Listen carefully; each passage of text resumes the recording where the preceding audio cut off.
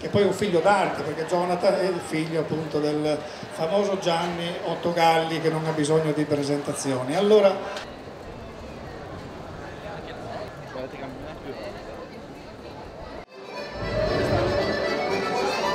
però per primo vorrei fare una cosa.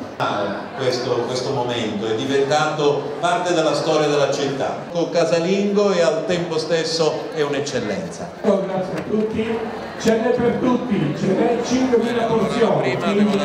Beh, qui veramente non è fare poco, qui è Grazie. a lei. Grazie.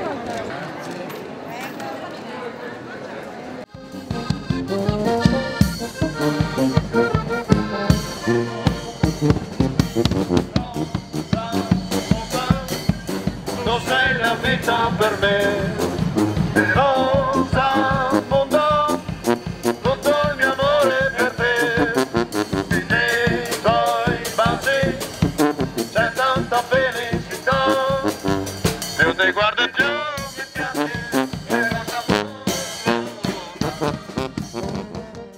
Arriva un rappresentante di aspirapolveri, Folletto.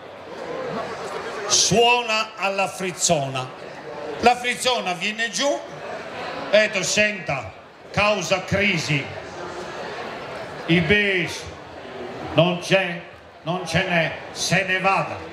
Cosa ha fatto?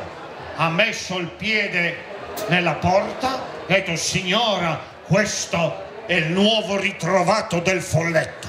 Va fuori, c'era una carriola di Ledan, sai quello che fuma fresco, porta dentro la carriola, gliela ribalta sul tappeto in cucina e ha detto: signora, se il mio Folletto non tira su tutto fino all'ultima pagliuzza, quello che rimane lì lo mangio io.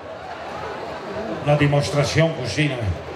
La vecchia, la frizzona, è andata dentro nel lavandin, ha preso la forchetta, il piron, ha detto: cominci subito a mangiare perché mi hanno tolto la corrente che non pagavo la bolletta.